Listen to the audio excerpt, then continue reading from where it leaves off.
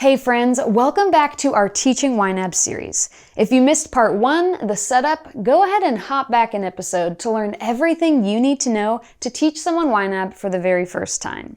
Otherwise, without further ado, let's dive right in to part 2, the meetup. So the day has finally arrived and you get to teach YNAB. If you're meeting through Zoom or some other virtual hangout scenario, just make sure that you've make sure that you troubleshoot beforehand. Make sure you know how to share your screen and that your microphone works, just all those little details. Plan to chat for about 1.5 to 2 hours, and by the end of it, your person will have their very first YNAB budget. So first, we're gonna set the expectations. Make sure to chat with them and just validate them as a human being before you just dive right into teacher mode.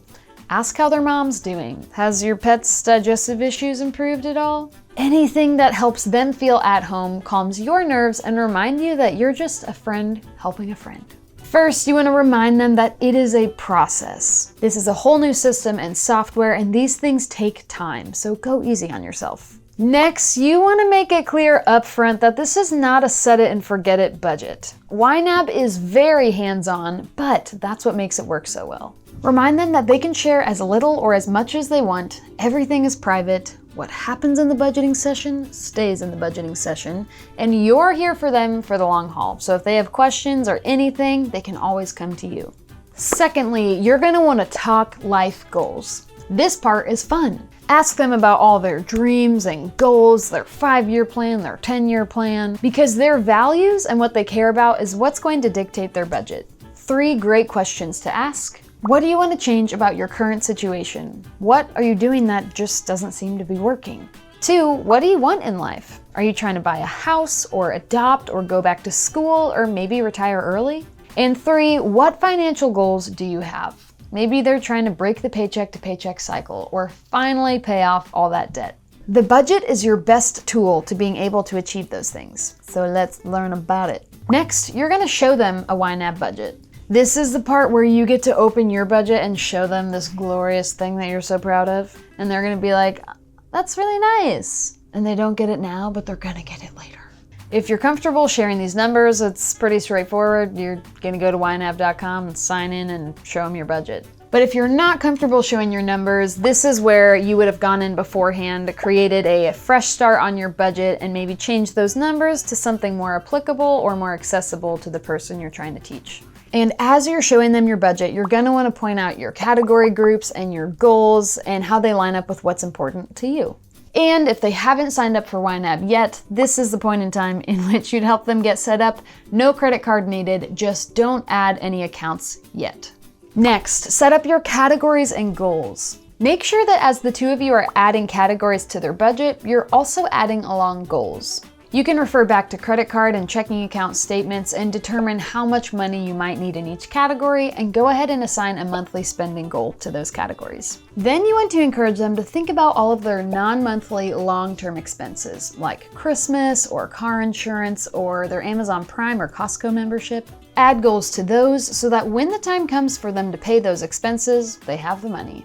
Then double check your category groups to make sure there aren't any important categories or expenses missing. Below, I've linked a very detailed list of all the potential categories and expenses you might have and just be forgetting about. So make sure to check that. And if you see those colored pills on the side, that means that a goal has been added to that category. So if there are any categories left that don't have the colored pill, go ahead, pop in there, add a goal. There are also a few different category structures that you may want to consider based on the needs of the person you're trying to teach. For example, if they are feeling the pinch of the paycheck to paycheck cycle, you may want to categorize by a needs versus wants structure. In your needs category group, you go ahead and add all of your most pressing expenses that must be paid.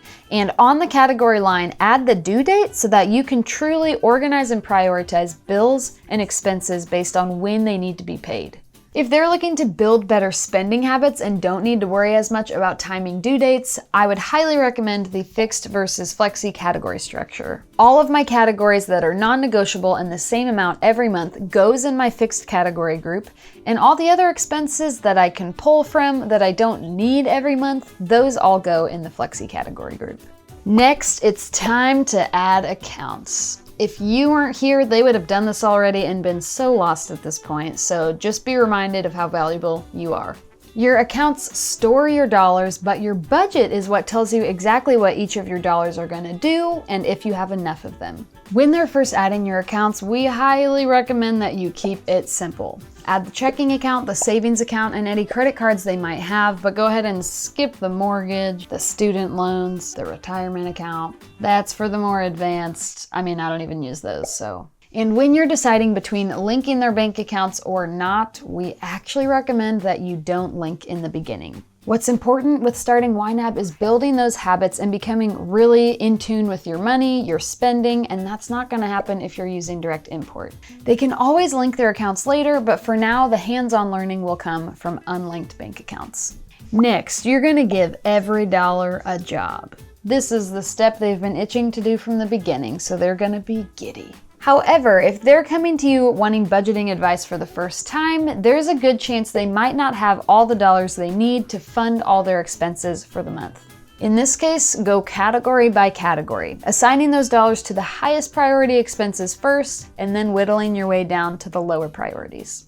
Next, you're going to practice adding transactions, assigning the date, payee, category, a memo, and the amount of money coming in or out. This is a great time to show them how split transactions work and how they can make sure the money is coming out of the right places. I also did not discover the beauty and the brilliance of the memo line until last year. It is so handy to take the few extra seconds to type out generally what was bought or what the expense was for, so that if you have to refer to it later or your bank account, you can match it to your transaction and know exactly what that purchase was. This would also be a handy time to show them how to handle a transfer of money from one account to another without messing up your budget. You can also leave them with some tips for how to remember to add your transactions, because they're going to be building a habit, and in the beginning it's going to be hard to remember.